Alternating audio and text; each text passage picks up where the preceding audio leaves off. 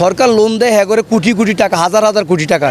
এরা কি করে এই টাকা লইয়া বিদেশ জায়গা বউ বলে লইয়া নিয়ে এনে বিলাসিতা করে, অথচ আমাকে চামড়া লইয়া গেলে 1.5 মাস পরে কী কয় 250 টাকা করিয়া দিই নুন দেওয়া চামড়া। এই যে আমরা কিনি সব রিক্সের চাম। গেছে বছর আমি 16,80,000 টাকা চামড়া কিনিয়া এই ফোন তো টাকা পাইছি 11,20,000 টাকা, অন্য 18,000 টাকা পাম, 4,70,000 টাকা লস। প্রত্যেকটা ঈদে আমাদেরকে বলে আমরা 400, 500, 600 টাকা করে কিনি। কেনার পর যখন আমরা চামড়া নিয়ে ঢাকা যাই, ঢাকা নেওয়ানোর পরে ট্যানারিওয়ালা আমাদের এরমভাবে গলায় যেভাবে নষ্ট করে, তাতে মনে হয় আমরা চামড়া কিনা ঢাকা দেওয়া কোনো মতে আমরা বিক্রি করতে পারি না, ট্যানারিওয়ালা অত্যাচারে।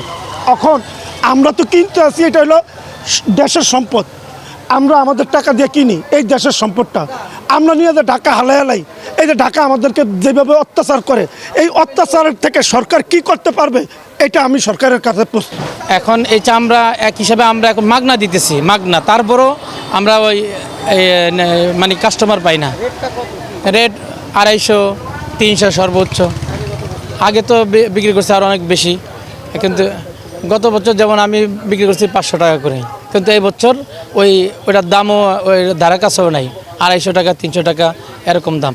তো এইভাবে যদি হয় আসলে এই চামড়া শিল্পটা কিন্তু বাংলাদেশ থেকে একেবারেই ধ্বংস হয়ে যাইতেছে। আমি ভরসা রাখি হিরন স্মার্ট ওয়াটার পিউরিফায়ারে। এখন আগের তুলনায় দাম কম, 300, 350 টাকা বলে দাম, এই জন্য আমরা বেশি না। সিন্ডিকেট আছে কিনা আমরা একটু বাজার বাড়লে বাজার ছায়া বিক্রি করবো যাচাই করে। এইবার সরকার কোনো দাম দেয় নাই, কোনো রেটই দেয় না আমাদেরকে। আর সরকার যদি কোনো রেট বেঁধে দেয়, আমরা সেই রেটে কখনোই চামড়া বিক্রি করতে পারি না।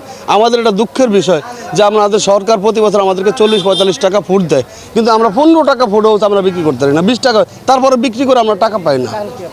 গত বছর লবণ দেওয়ার পরে চামড়াগুলো বিক্রি করা হয়েছে, 1 বছর পরে টাকা পাওয়া গেছে, অর্থাৎ এই গত পরশু দিন টাকা পাইছি। তার মধ্যে কিছু টাকা এখনও বাকি আছে, এখনও 18,000 টাকার মতো বাকি আছে।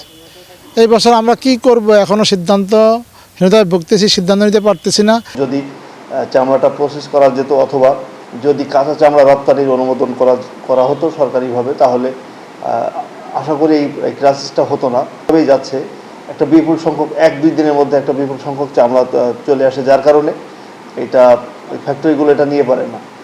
এই জন্য একটু এটা সংরক্ষণ করে রাখতে হয়। সরকারের তরফ থেকে উদ্যোগ নেওয়া হয়েছে যে আমাদের ভোলা সদর উপজেলায় শুধুমাত্র আমরা 30 টন লবণ বিভিন্ন প্রতিষ্ঠানকে দিয়েছি, যেন তারা এটা সংরক্ষণ করতে পারেন। এই মুহূর্তে না বেচে হয়তো লবণ দিয়ে রাখলে চামড়া 2 মাস 3 মাস ভালো থাকে, তো এই 3 মাস পরে বেচলে একটু দাম পাবেন।